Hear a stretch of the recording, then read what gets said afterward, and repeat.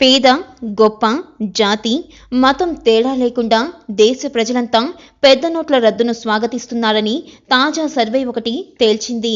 రద్దు వల్ల దేశానికి కలిగే ప్రయోజనాలను ఆలోచిస్తే ఇప్పుడు కలిగే ఇబ్బందులను భరించవచ్చని 80 నుంచి 86% మంది ప్రజలు అభిప్రాయపడ్డారు.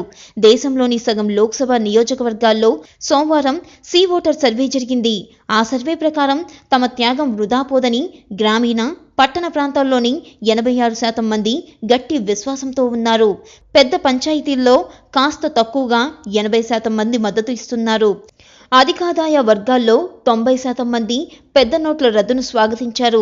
నోట్ల రద్దు మంచి నిర్ణయమని, చక్కగా అమలవుతుందని పట్టణాల్లో 71% మంది, గ్రామాల్లో 65% మంది, పెద్ద పంచాయతీల్లో 59.4% మంది అభిప్రాయపడ్డారు. మంచి నిర్ణయమైన సజావుగా అమలు చేయడంలో విఫలమయ్యారని 23% మంది పట్టణ ప్రజలు, 24% మంది పెద్ద పంచాయతీల వారు, 36% మంది గ్రామీణ ప్రజలు అన్నారు. పెద్ద నోట్ల సమస్యలన్నీ తేలిగ్గా పరిష్కరించదగ్గవేనని 38% మంది అన్నారు. ఇది దేశ ఆర్థిక వ్యవస్థను సర్వనాశనం చేసే నిర్ణయమని 12% మంది భావిస్తున్నారు.